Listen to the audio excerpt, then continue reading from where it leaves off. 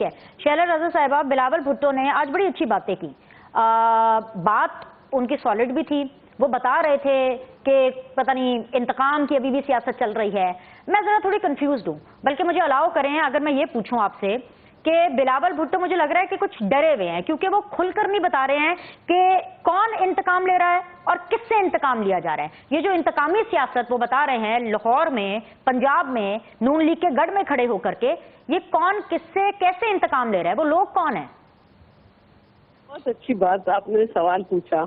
और इंतकाम की सियासत उस वक्त नजर आने लगती है जब आप लोगों को इस्तेमाल करें और वो ये कहें कि जी हमने तो अभी थोड़े अरसे पहले जरदारी साहब और फरियाल साहब से 23 अरब रुपए, मतलब पीटीआई के दौर में जरदारी साहब से और फरियाल साहब से इसने कौन सा मेमन है, बशीर मेमन, उसने कहा कि मैंने वो निकलवाए।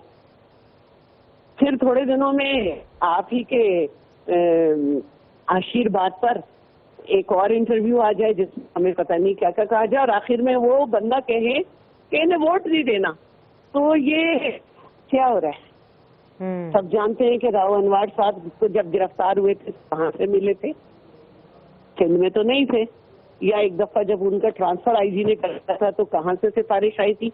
नवाज शरीफ साहब ने की थी।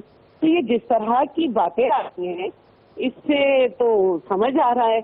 और उनके मेमन साहब का ये कहना कि आप जिसने यहाँ की दें सदारत, तो फिर ये मैं बताता हूँ यहाँ का, तो वो देख लिया कि पाकिस्तान आके टिकट भी नहीं कर पा रहे, वहीं से बैठ के दौरे हिल रही है।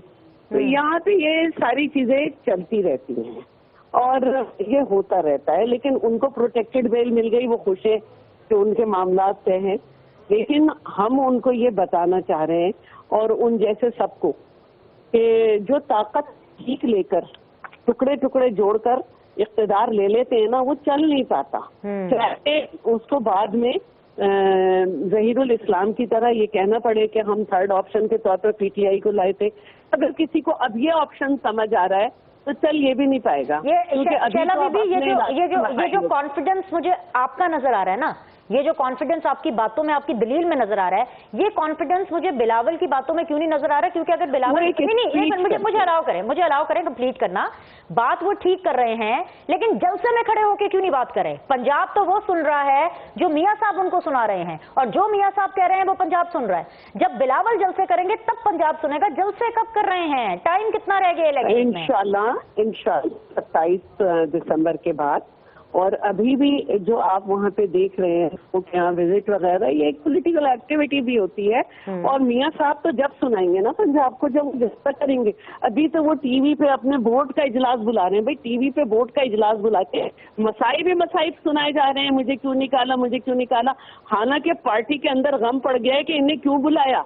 अच्छे खासे हमारे इनके साथ खड़े हुए थे अपनी अपनी सीटों पे। अब ये क्यू को भी दे रहे हैं, आईपीपी को भी दे रहे हैं, एमक्यूएम को भी दे रहे हैं, तो हम कहाँ जाएंगे?